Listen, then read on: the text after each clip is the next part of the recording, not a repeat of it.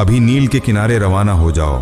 तब एक सिपाही ने कहा, बादशाह मोहतरम, नील तो खुश्क हो चुकी है, एक बूंद पानी भी नहीं है, वहां जाकर आप क्या करेंगे? फिरौन ने घुरघुराने के अंदाज में कहा, बेवकूफ, क्या तुम नहीं जानते कि मैं खुदा हूं? मेरी फरमान से नील दोबारा पानी से भर जाएगी, नदी मेरी ही बात सुनेगी। फौज के लोग हैरत से देखते रहे, कुछ खौफजदा खामोश हो गए। फिर फिरौन अपने चुने हुए सिपाहियों के साथ नील के किनारे पहुंच गया। खुश्क दरिया के रेतीले साहिल पर खड़ा होकर फिरौन ने जोर से चिल्लाया, ए नील दरिया, क्या तुम मेरी बात सुन नहीं सकते? मेरे हुक्म से अभी पानी बहाओ और सारा मिस्र भर दो। लेकिन दरिया साकित रहा, कोई रवाना आया, कोई पानी नजर न आया। गबी फिरौन जानता था कि हर चीज का मालिक सिर्फ अल्लाह है, मगर अपनी तोहमत में वो अंधा था। तब भी लोगों के सामने अपनी झूठी खुदाई दावे को कायम रखने के लिए जान फिशानी से अदाकारी करने लगा।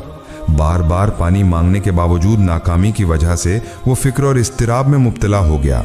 अगर दरिया में पानी ना आया तो आम लोग उसे खुदा तस्लीम नहीं करेंगे। यही फिक्र उसके दिल को बेचैन कर रही थी। अब क्या किया जाए?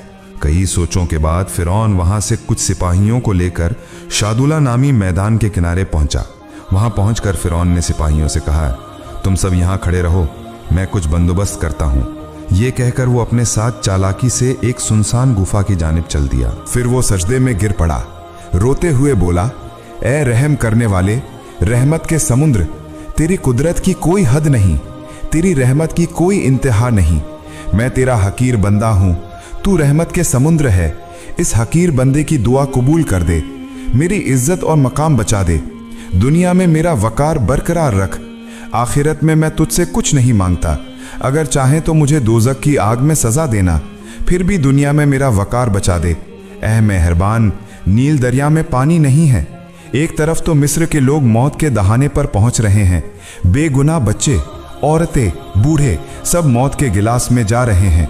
ए रहम करने वाले, कम से कम उनके बारे में सोचकर मेरी दुआ कबूल फरमा दे, तेरी रहमत की कोई इंतहा नहीं। दूसरी तरफ तेरे इस हकीर बंदे की इज्जत मिटकर राख हो जाएगी, लोग मुझे बदनाम करेंगे, मुल्क के सामने मैं मजाक बन जाऊंगा। ए बुजुर्ग रहनुमा, ए मेहरबान, तू मेरी हालत से हमेशा बाखबर है, फिर भी मैं तुझसे इल्तिजा कर रहा हूँ, बराए मेहरबानी मेरी दरखास्त कबूल कर दे, मैं तेरी हमेशा शुक्रगुजार रहूंगा। ये कहकर वो बेसाख्ता रो पड़ा। उसी वक्त कहीं से गुफा के बाहर से एक बुजुर्ग ने जोर से आवाज दी, जापना, जरा बाहर आओ। अचानक फिरौन चौंक उठा। तब वो बुजुर्ग बोला, जापना, मैं आपके सामने एक आदमी की शिकायत लेकर आया हूं, आप इंसाफ फरमा दें।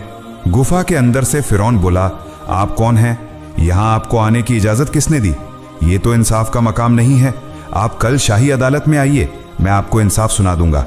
फिर बुजुर्ग ने कहा, लेकिन मैं फैसला सुनाए बगैर नहीं जाऊंगा, जरूरत हुई तो मैं आपको बाहर निकलने भी नहीं दूंगा।